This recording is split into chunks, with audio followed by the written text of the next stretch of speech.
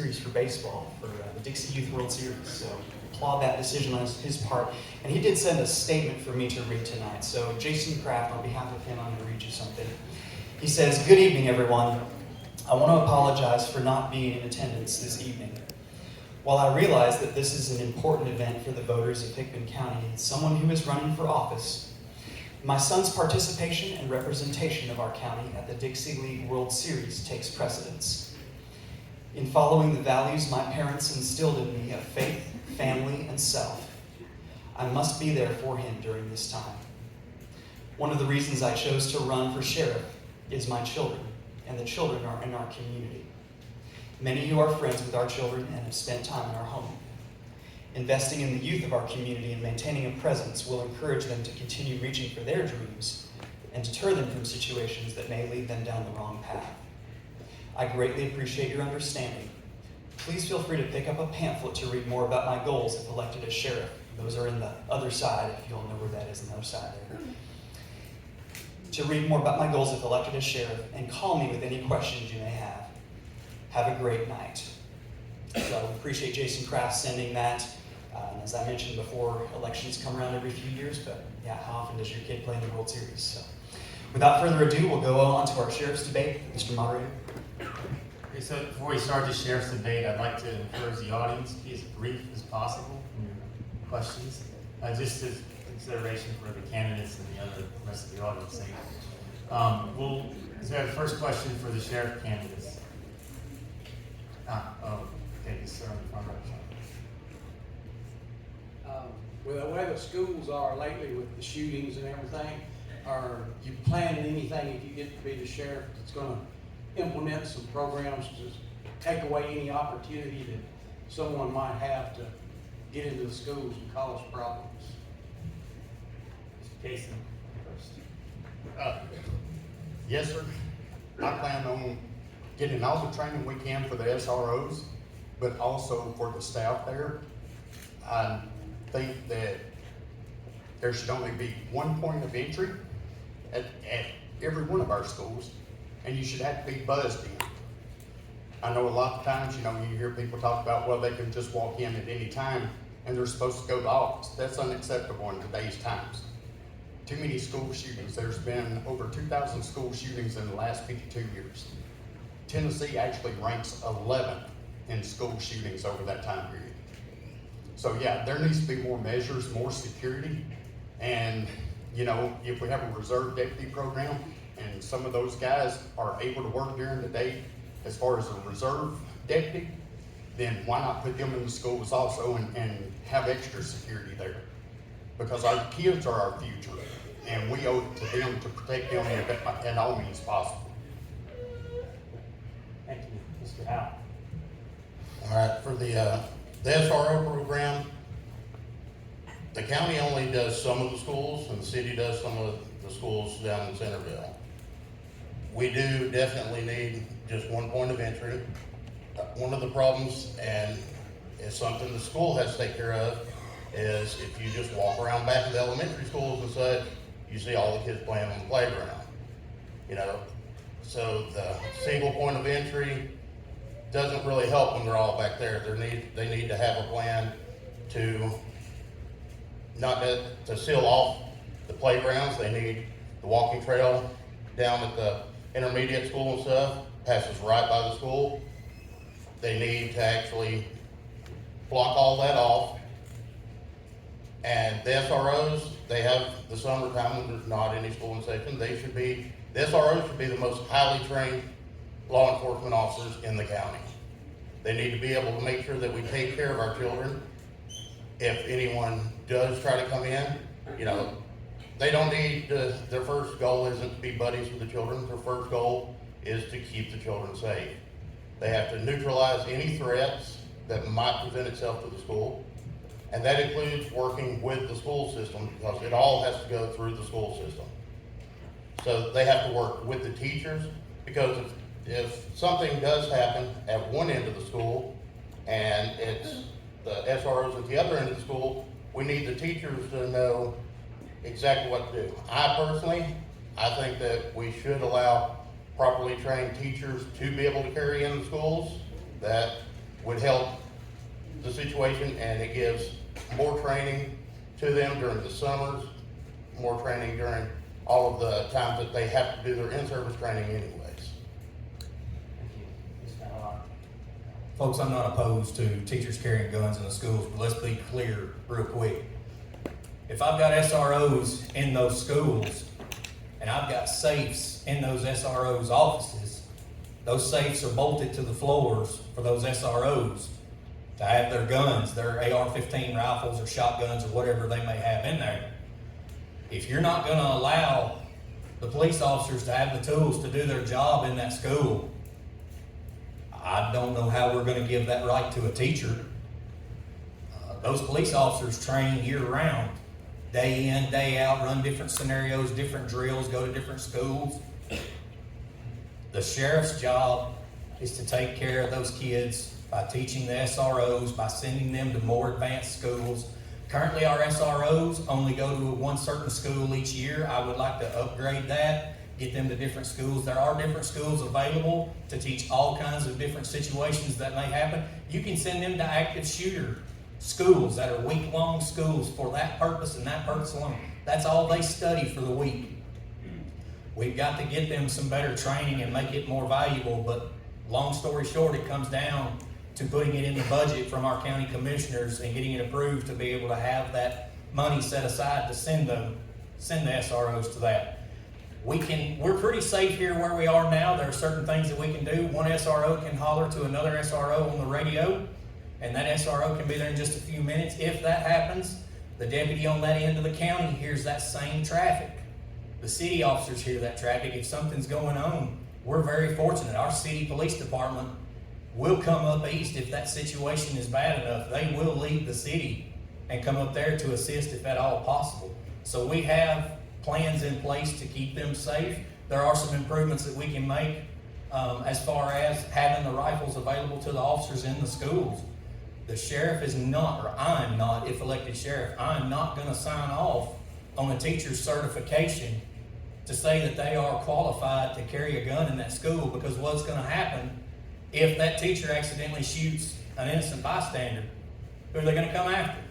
They're going to come after the sheriff. We're going to have to find a happy medium in there somewhere. But the first thing we got to do is take care of the officers that are in there and give them the tools they need to do their job.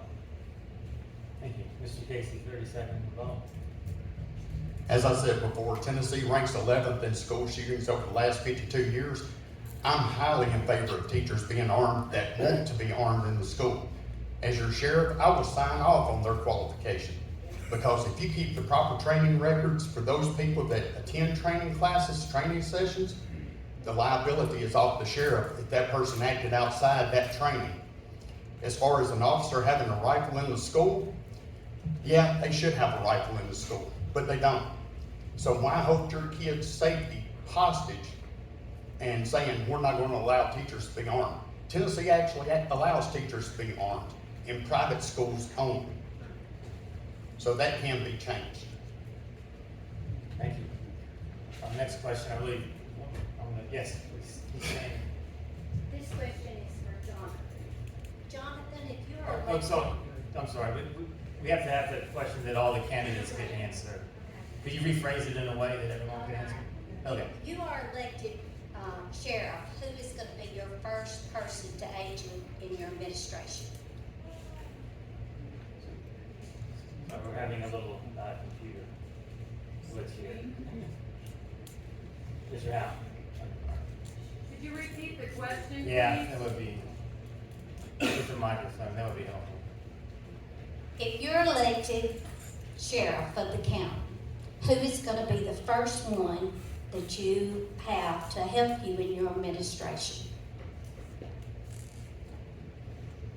Oh, I've got one or two people that I've got set up, that I've talked to, that they're interested in it, and they have a lot of experience in administration and law enforcement. And they are really eager to, if elected, they're really eager to be able to step into that position. But at this point, I haven't made a complete decision yet. Cayce, you're next.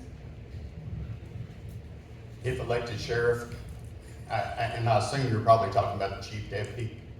I have spoke to a couple of individuals. However, I have not promised anything to anybody during my campaign contingent upon me being elected. Because to me, a chief deputy should apply for the job just like one of our road deputies.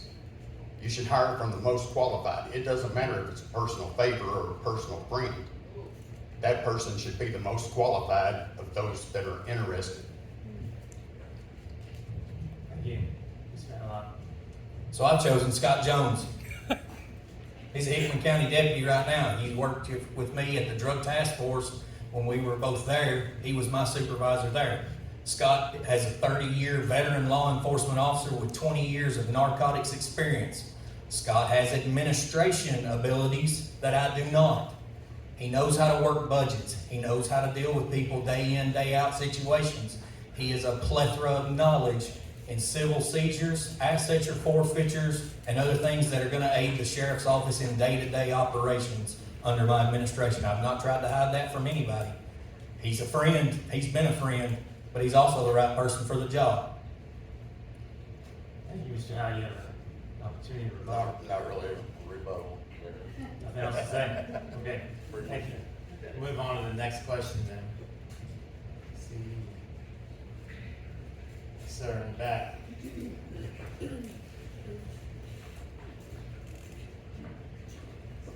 There's been a lot of talk in Hickman County about cleaning up bills, cleaning up other people's properties. As a sheriff, how would you balance the complicated issue of cleaning up somebody else's property that's not your jurisdiction, but also taking care of a situation that has the potential to hurt other people? It's me, Greg. Mr. Aydelott, you first. So in 2019, the Hickman County enacted a cleanup resolution act. We immediately started work on that with problem area houses. And the way this works is if you, a private citizen, have a complaint on somebody in your neighborhood, you go down to the planning and zoning office, you see Mr. Robert Axon, you fill out a form. You can't be anonymous on this, okay?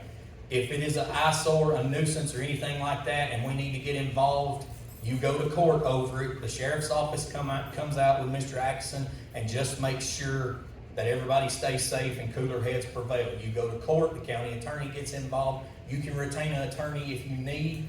Your deal is a civil matter through the courts at that time. It is not a criminal matter. However, if you go to court and the judge says you're in violation of the cleanup resolution in Hickman County, you have to get in good standings with that. If you do not, they send out someone, a private contractor. It is not the sheriff's office. The sheriff's office does not receive any monies off this. This is all taken care of by your tax dollars as citizens of Hickman County. It gets cleaned up by a private contractor and hauled off. And then it has to be paid back to the county, or the county attorney can come after you. That does not involve the sheriff's office on that aspect, other than just going out there for safety purposes. If it becomes a criminal matter, cooler heads can't prevail. Obviously, the sheriff's office would get involved in that type of situation. But that is all our role in that area is. Thank you, Mr. Cayce. Yeah, like Mr. Aydelott said, your property, things like that, it's a civil matter.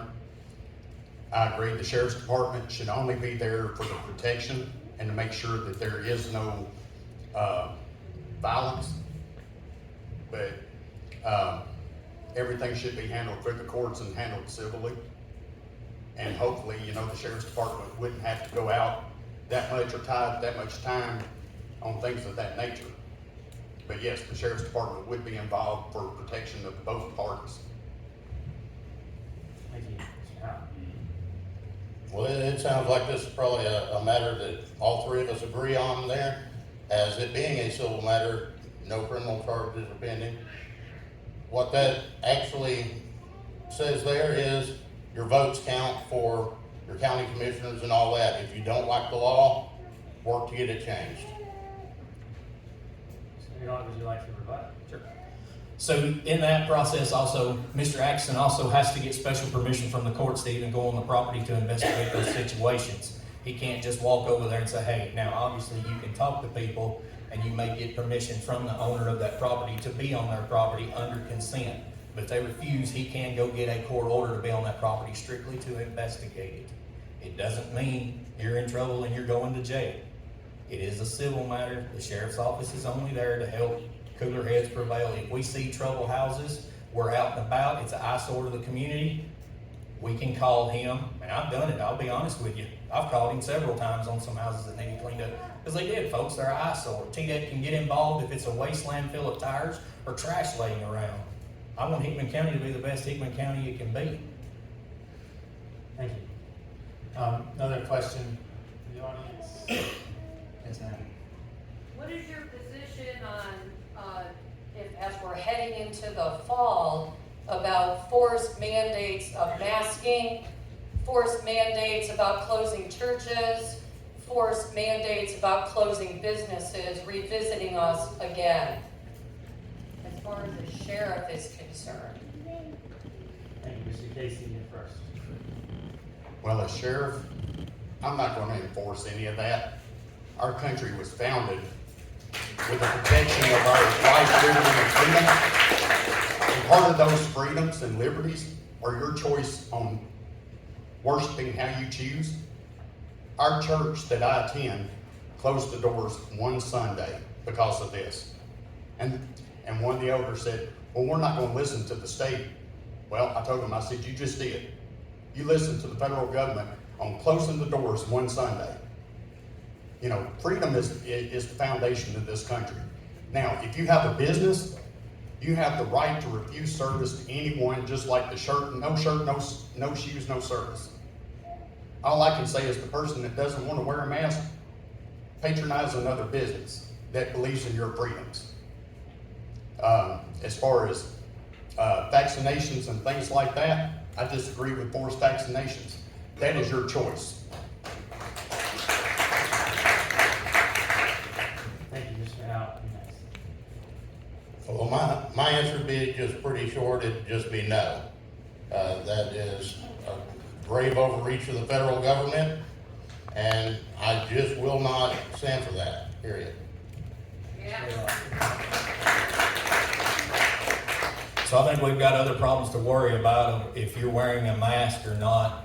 That is your choice. There is a TCA that covers you under that makes you, if you believe it's against your religion, you're exempt from it. I've also said this before, if the church I attend, if the elders there decide that we're going to church, I'll see you there. That's all I've got about it. You're going to be able to do what you want, folks. The CDC doesn't mandate that. It's the state of Tennessee that mandates that. It's the state of Tennessee. It is not the CDC, okay?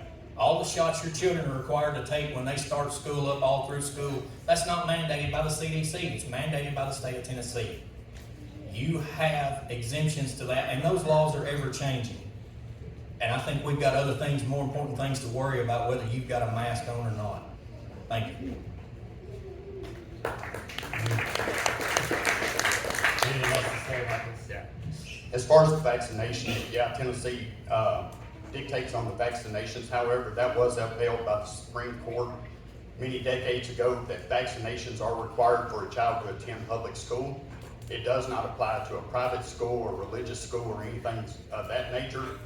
So, you know, the Supreme Court basically dictated that back in the early 1900s. As far as the vaccinations, like I said, the COVID and things, yeah, things are changing. But I'm sorry, it's not for a child, it's for adults. It's for your child, it's for everybody. You know, that is your choice whether or not you want to get it. So perhaps we have a little more discussion on this topic. Mr. Aydelott, you have a comment? So again, as I said, folks, the CDC is not mandating that. It is the state of Tennessee. And if you have a religious offense to that, you can send your child to a public school without those shots. You just have to have that medical record from the doctor to submit to the school. Mr. Howell, anything to add on this topic? No, sir. Cayce, I'll give you the last word on this again since you have the final vote. Anything to add? Yeah, there may be a religious exemption, but like I said, look up your Supreme Court. Supreme Court did uphold that you had to have it as far as going to a public school. The religious exemption and things like that, the US Supreme Court didn't recognize when they made that ruling. However, nowadays you can. But like I said, it doesn't apply to a private school, it doesn't apply to a religious school. Basically, it applies to a public school. Now, with the exemption, that's great. If somebody wants to use that, and I applaud them on that. Well, thank you. So we'll move on to the next question. Yes, sir, in front.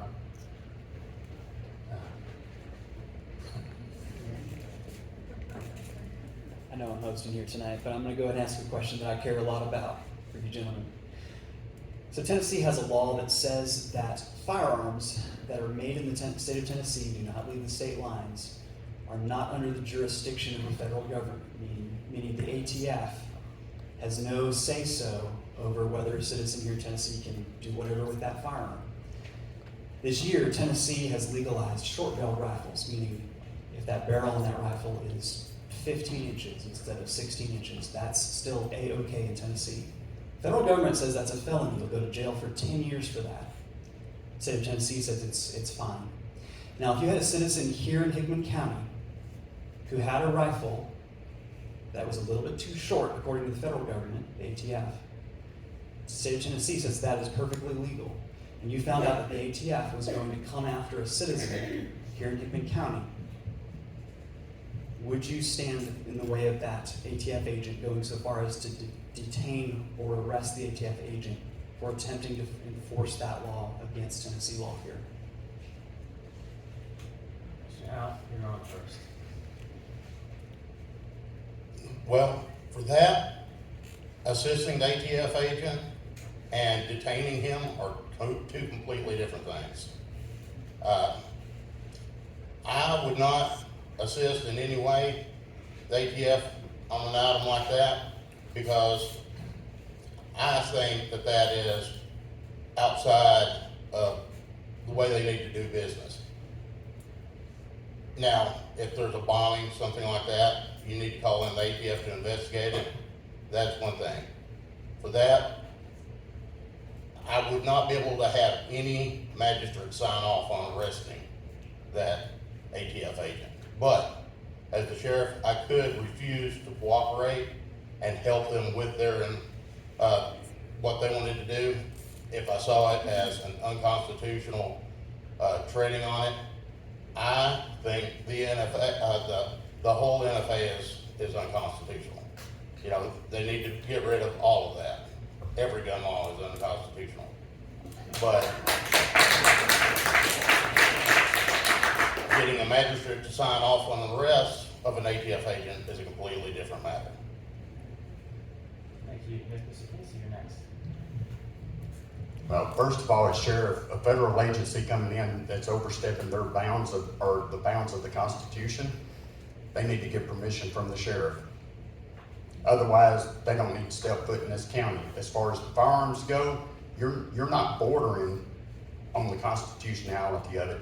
Your Second Amendment guarantees you the right to bear arms. It does not say what kind of arms. That's right. 200 plus years ago, they couldn't envision an AR-15. But then again, as far as like the First Amendment, your freedom of speech, they couldn't envision a computer. So is your First Amendment speech, or the First Amendment right, freedom of speech, limited to the old type press that they used during that time? No, it's not. You're protected for your speech no matter what the media is. Your gun rights are guaranteed in the Second Amendment. Tennessee basically kind of mirrors our Bill of Rights in the U.S. Constitution, and until the Constitution is changed by an amendment, or one of the amendments is changed or repealed, then the federal government has no right to come in here and take your arms away, no matter what it is.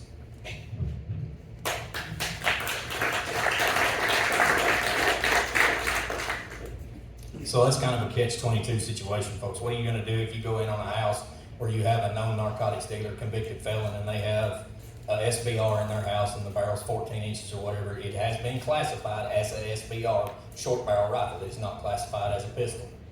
They are a convicted felon. They have that gun in their house. There is a TCA for that. There is a TCA, Tennessee Code Annotated.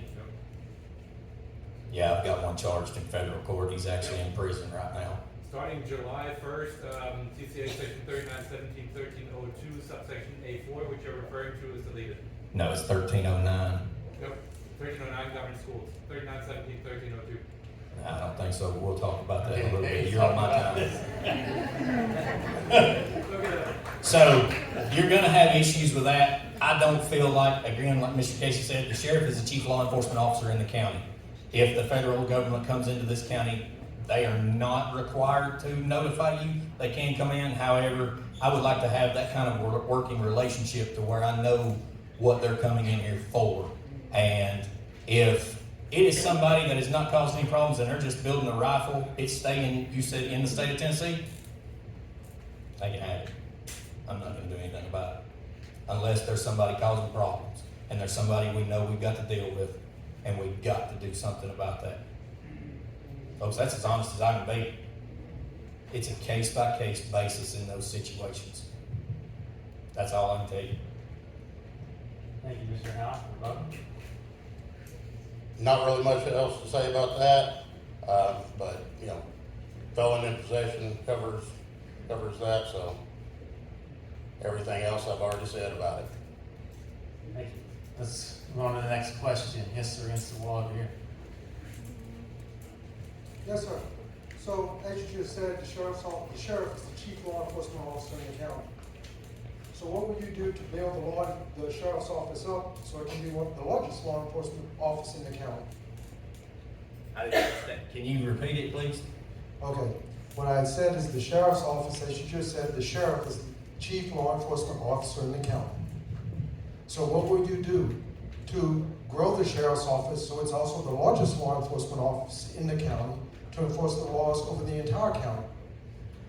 Okay, so there is a national standard put out by the National Policing Institute, and we talked about this at one of our other question and answer sessions, but long story short, the national average of police officers that they're supposed to be per 1,000 citizens is 2.5. The threshold of that is 1.8 officers to 2.6 officers. I like that average of being 2.5. Currently, Hickman County only has about 12 patrol deputies. You take the population of Hickman County with the city's population out of it, you're looking at 22,000 citizens. You do the math on that, it's about 0.59 of an officer, so just a little over a half of an officer per 1,000 citizens. That's terrible. We have got to get that up. I have the stats on that. I have the stats that our call volumes have doubled in Hickman County since 2020. I have the stats showing that we are also, the sheriff's office is responsible for running all of the medical transports. And if I get a medical transport and I have to send that person with a 6404 signed by a doctor, I have to send them to Memphis, Tennessee. I pray that it becomes out at the beginning of the shift so I'm not paying that officer overtime to drive 3 hours to Memphis, sit for a little while, and then drive 3 hours back. So I plan to propose all of those to the county commissions and lay it out in front of them and try to work with them. I know I go in and ask for 12 officers right off the bat, trying to double my roadside. That's not going to happen. It's not feasible to throw that much at one time. I don't know how we could stand that. Having tweaked the budget a little bit, my first year in office, I've got to work under the current sheriff's budget right now. He's already got that set. So the last resort would be to sue the county. Actually sue the mayor is what you do in that situation. You would have to sue the mayor to get more manpower if it wasn't provided by the sheriff's office. But I'm sure we could work something out because I believe in trying to talk to people and work things out. Thank you, Mr. Jason. Next. Yeah, earlier in separate event or whatever, I think Mr. Aydelott said our ratio is 0.8 as far as the officers per 1,000. If you do the calculations, and the best information I could find, and that was the list of all the deputy personnel or law enforcement personnel with the sheriff's department, that's a total of 28 counting the sheriff. If you divide that by the population of the county, that's 1.2 officers per 1,000, not 0.5 or 0.4 or whatever he was saying. If you take the city limits out of it, which the city has, their own officers, if you take that portion out, then that ratio becomes 1.3.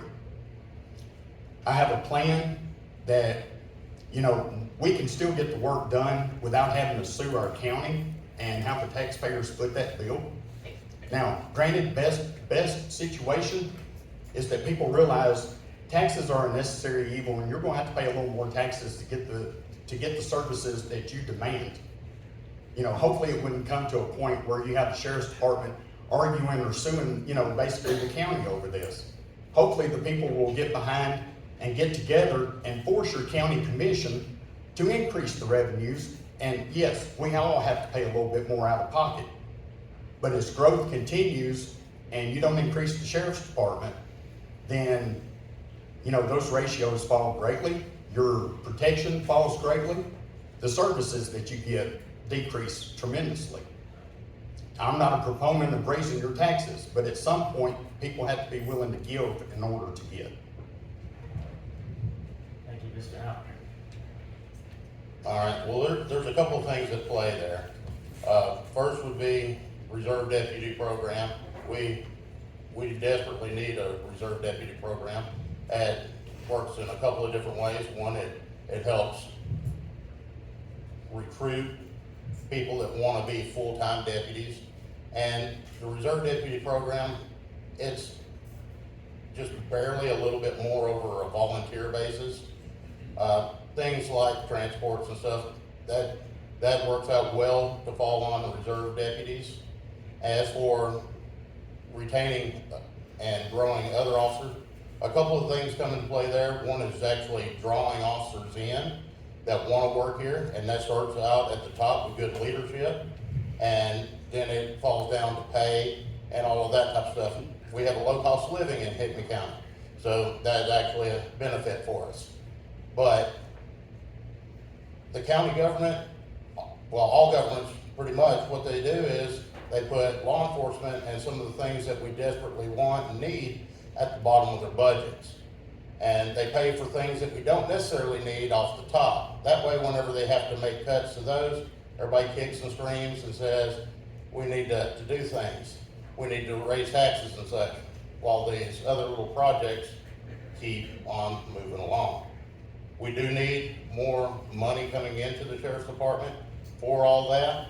We gotta hire more deputies, we gotta train them, and we've gotta make sure that we get them drawn in. If we don't send as many to training right off the bat, if we can draw in officers that are already certified, that right there alone saves us a ton of money. Training an officer for 6 months or a year, that's almost a year's worth of salary just for 6 months worth of training and less. Thank you, Mr. Howell. Bobby?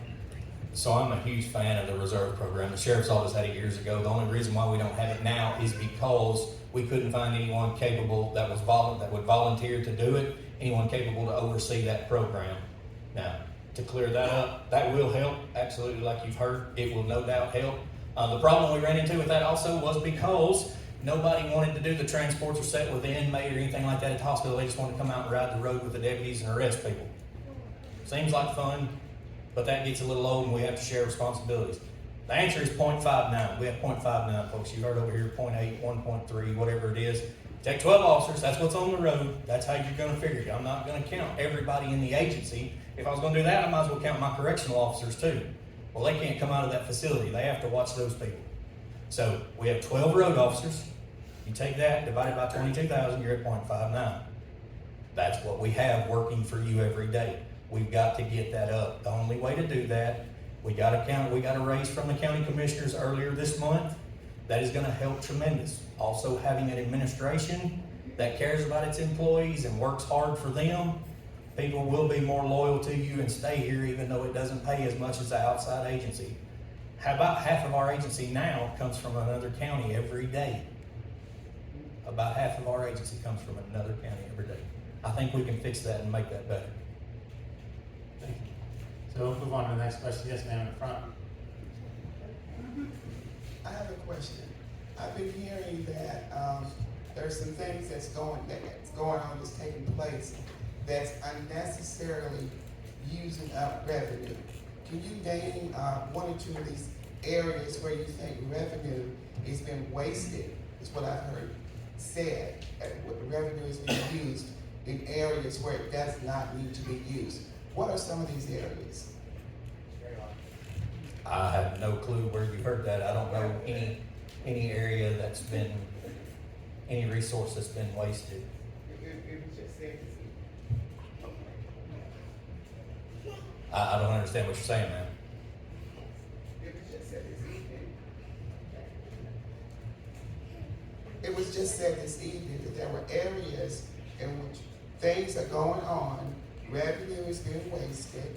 I mean, revenue shouldn't be used in these areas, and it could be used somewhere else. Well, let's take out the word wasted. Where do you think that revenue is being used in the sheriff's department, and it could be used somewhere else? As far as spreading the load around of manpower? Yes. Okay, so we're so shorthanded right now, we have 2 detectives that see all kinds of property crimes and sexual assault crimes. That's all we have, trying to work all of those cases that come in. And we have a huge theft problem, a huge burglary problem. So the officers are trying to do those, the detectives are way behind on it. We have 2 narcotics detectives that are so busy helping us run calls on the road that they can't even work narcotics, but maybe a half an hour or so every day. And you can't just work narcotics off and on. So we're gonna have to build everything up. We don't have any way, right now, we're so short all across the board, we can't really shorten manpower from one area to cover another. We just need that much more help. I don't necessarily understand why we have 2 lieutenants in the sheriff's office on days. I don't know. Maybe we're gonna look into that and see what we can do different about that. But other than that, that's the only thing we've got. We're short everywhere, all the way around. We don't have any spare resources that we could allocate from one place to the other. Yes, ma'am. Mr. Howell? Yeah, law enforcement, they usually don't have a whole lot of extra money laying around here or there. The jail's too small, you know, it was built too small whenever they built it. And everything is pretty much stretched tight right there. Everything, you've gotta make sure that you elect people in the county government that are going to make sure that law enforcement rises to the top. And you know, it should be more important that law enforcement, if they need a new cruiser vehicle, it should be more important that they get that than say the county dump gets a brand new loader or something like that. It's all about priorities. Thank you, Mr. Cayce. Yeah, as far as waste or where money could be shifted around, you would really have to get in there and look at all the actual expenses, and not just for the sheriff's department, but for every department in the county. I'm sure, you know, some areas can cut money or cut expenses or whatever, but think about our county. I mean, 14.4% of our county lives below the poverty level. You have almost 18% that is over age 65, and I would say the majority of them are living on a fixed income. So you're not looking at a wealthy county. So they have to do the best they can with what little funds are coming in. And that's what I said earlier. I know a lot of departments are strapped as far as being able to provide you 100% of the services that they should and provide that effectively. As I said earlier, I'm not a proponent of raising taxes, but at some point you're going to have to give in order to get. The sheriff's department, if I get in there, I've got the background in the budgets and everything to look at that, and where money can be moved around, then yes, it should be moved around. I will not cut the sheriff's budget or ask for them to cut it, because once you cut something like that, you'll never get it back. And Lord knows, our sheriff's budget and the jail combined is not near enough for what we need. Mr. Howell, your vote? I don't have any for that. It's very well covered. Yeah, thank you. So next question from the audience. Well, we have a question in the back since you just asked one. Sorry. Maybe we'll come back to you. In the back, I think. What experience do you have, and how do you think that experience will help you be sheriff if you're elected? Well, I basically got 22 years of law enforcement experience. Come August 1st, 18 years of that will be as a special agent with the Department of Revenue. I attended the Federal Law Enforcement Training Center, and additional training since then. You know, it includes the firearms, it includes investigations, it includes interrogations and interviews, it includes surveillance, things of that nature. It also includes community policing and getting the community involved.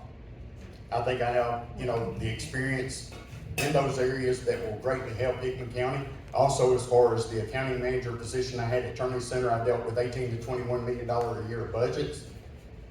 That will also help the Sheriff's Department, which helps the community. You know, I am, as far as the budgets go and the expenditures, I will be looking at that to make sure that every dollar that you pay in taxes that goes to the Sheriff's Department is spent in the most efficient manner possible. Like the trash bill he didn't pay. Beyond that, I mean, I think just all the investigative skills, because my understanding and talking to people when I've been going door to door, if you have something stolen, basically they may write it down, they may not. You know, I have a couple of people that can't even get a copy of a report that they supposedly filed. But as far as other things, deeper investigation or more investigation needs to be done.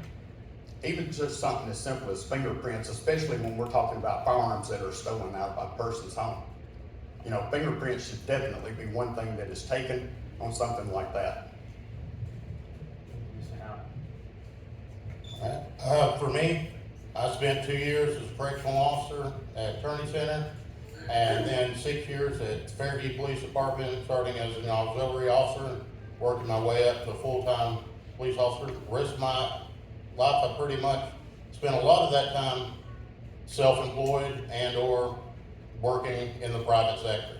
I've ran my own businesses. I still currently run a small business myself right now. And all of that requires budgeting, it requires marketing, it requires a lot of different work. Anybody that runs their own business, they know that you pretty much never stop working on that. So I've got a little over 18 years law enforcement experience at the Sheriff's Office and at the 21st Judicial District Drug Task Force. The training and experience that I received through specialized schools that I went to over the 18 years, I've got those to count for me. Studying body language and watching people, neurolinguistics, they all indicate criminal behavior. Now they may not tell you everything exactly what happened, but you know when criminal behavior is present. And criminals are most vulnerable when they're in transit, in case you didn't know that. Also, I would surround myself with a staff that is experts in areas that I may not be, because it's about what we can do for you as the Sheriff's Office, not I as the Sheriff. It is a group effort, and we will do everything under our power to succeed in that. The DAs would be on speed dial, or the DA would be on speed dial, the assistant DAs.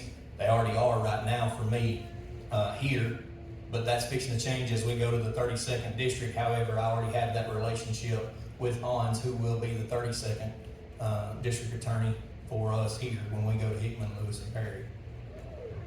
Thank you. You have a rebuttal?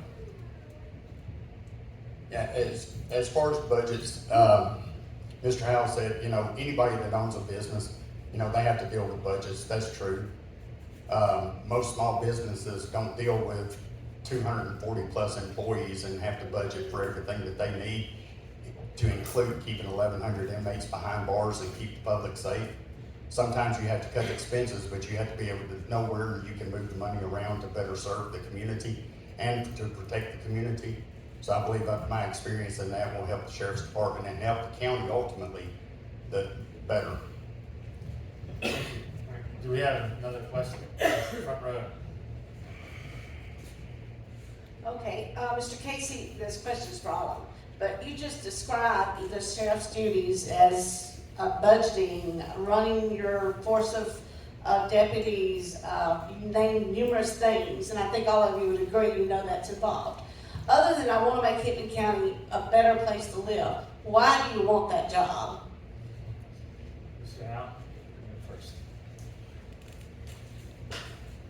The reason that I'm applying for the job is just because I think Hickman County deserves better. You know, we deserve, I've read like online and stuff, people, using drugs outside the Dollar General store and Lyle's, such as like that. You know, we deserve better. We deserve deputies that, you know, that we have the manpower and everything to be able to take care of all that. We deserve somebody that actually makes it a priority to make sure that if your house is burgled, that the report's probably properly written and that it's properly followed up on. The citizens they deserve the most well-run county sheriff's department that can possibly be provided. Thank you, Mr. Cayce.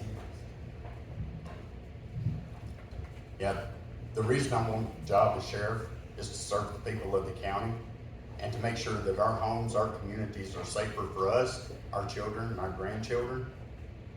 I mean, let's face it, you know, our children, our youth is the future of this county, but all of us want a safer community. No one wants to feel like, you know, that it's not safe to sit outside on your front porch on a nice cool evening, although we haven't had cool evenings lately, but those will come. But people also need to keep in mind, it doesn't matter what experience any four of the candidates have. A sheriff is an administrator. You have to be a top-notch leader in order to get the staff that is under you, the deputies under you, to do the job and do what they signed on for. You know, I think we have a lot of deputies and law enforcement in this county that does exactly that. They're just not rewarded for it. A lot of times I don't think they get a pat on the back. They certainly don't get the pay for what they do. Anyone that's in law enforcement, every time you put a badge on, you put your life on the line. And to expect somebody to do it basically for as little pay as they get is kind of, you know, it's kind of selfish, because our officers definitely need more money for putting their life on the line. Thank you, Mr. Aydelott. Short answer, because this is home. Always has been, always will be. I'm invested here, born and raised here. My wife, my children are here, except for my oldest daughter who's in college in Little Rock, Arkansas. She should be back home in a month or two. But I hope she comes back here. This is home, always has been. Huge family. I don't want my kids seeing the things that I've seen. If I can avoid that and protect them and keep them as innocent as they can be, that's what I'm gonna do. I also I believe in leading by example. Folks, I'm the first in the door and the last to leave. Except for right now, I'm on vacation doing this. But I believe in leading by example. I have a sign that hangs over my desk that says, "Attitude is everything, pick a good one."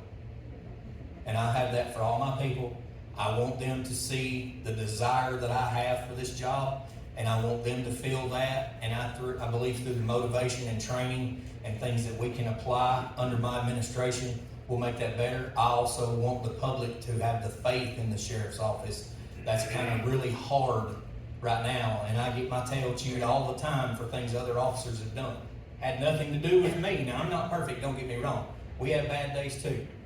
But I think that with the proper administration and the right care, because I desire to do this job, I think things can be better and we can mend relationships. Every time I go in somewhere and I sit down and I eat, or anywhere in the store picking stuff up, if I've got my uniform on, I hear some mom or some dad with their kids saying, "You better behave or I'm gonna have that man take you away." You're teaching your kid not to trust the cops, that the cops are the bad guys. We're not the bad guys. We have bad days. But I believe we can build and mend those relationships and make this a better place to be. Because I want my kids to stay here and raise their kids here. And I want you to do the same, and I want you to feel safe at night. Remember when we were all little, you wouldn't even lock your car door. You wouldn't even lock your house. But you don't do it now. That's a shame. I wish we could go back to that. We never will, but I wish we could. And I think with some proper help and training all across the board through community outreach programs that we want to implement and go out into your community, hear your concerns, cares, and let you know what we're doing for you, I think we can mend some of those relationships and make Hickman County better. Thank you, Mr. Howell. Would you like to respond?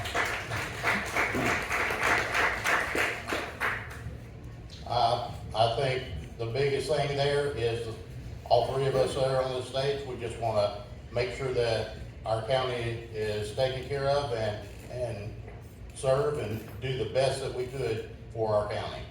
Good job, David. Thank you. I think we have time for one more question. If you stand, yes.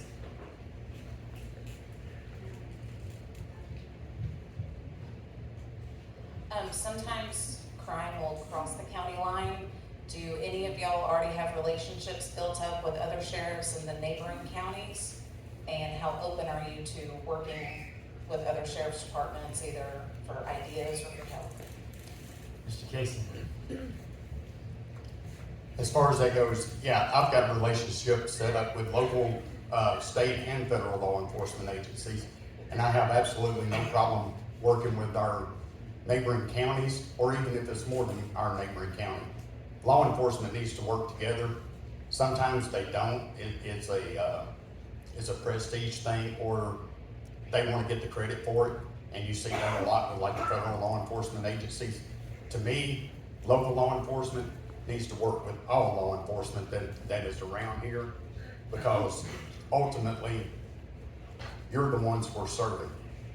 We're not serving ourselves, we're serving you, the people, and you deserve the best that we can offer. And, you know, if it means whatever it is, extra time for a deputy, you know, or myself, working with the neighboring counties, then that's what we'll do. Because the crime here in this county needs to be solved. It's gone rampant. And I think all of us wanna decrease the crime as much as possible, in particular certain areas. So yes, I have no problem working with local law enforcement around as far as the surrounding counties go. Mr. Howell. Yeah, law enforcement, especially surrounding counties, communication and sharing of information for that type of stuff is really key. Whenever I would work for the Fairview Police Department, back then the police department and the Hickman County Sheriff's Department would cooperate, and we did a couple of warrant roundups where we'd come help each other go around and serve all of the outstanding warrants that we could possibly find that day, and serve them, bring them back, and get them taken care of. That type of thing needs to happen a little more often, because the warrant box at a police department and the sheriff's department, that warrant box grows like you wouldn't believe. So I'm huge into networking. When I worked with the drug task force, I made contacts all over the United States of America, in every state. We do that here. A lot of times there used to be some other counties around when we would call them and say, hey, we've got a transport, you've got somebody in your facility, and we've got a warrant on them here, can you meet us at the line? It got to be an issue where there were some counties that did not want to do that. So we would have to drive all the way to their facility to pick an inmate up to bring back to our facility, and vice versa. They would have to do the same thing because they didn't want to have that relationship. But we called each other on the phone and worked some things out. We work great together now with every surrounding county at minimum. Every surrounding county in Hickman County to meet at the line. We can call him and say, hey, I've got a warrant on such and such, and his mom just told me he's in your county at this address. Will you guys take a picture of the warrant off my cell phone and go pick him up? Most of the time they'll do that, no questions asked. I don't have to send them even a certified copy of that warrant, because we have built that relationship and we have that trust that is there for us now. And we will continue to do that and expand on that and see if we can expand that circle to where it's all surrounding states that we can make contacts in, not just the surrounding counties, because we're gonna have to lean on each other, especially with the crime rate going up, and we need as much help as we can get. So I hope that helps answer your question. Thank you, Mr. Cayce. Would you like to respond? Yeah, I mean, I think all of us agree, you know, the communication is the main thing with the surrounding counties or any law enforcement agency. And yes, communication needs to be better in most everything. Every aspect of life, communication is the key to getting things done. As your sheriff and the deputies, you know, the communication will be expected, not just to neighboring counties and law enforcement elsewhere, but also to our citizens of the county, because that relationship needs to be built up as well. Thank you. So that concludes our Sheriff Candidates debate. Let's thank our candidates.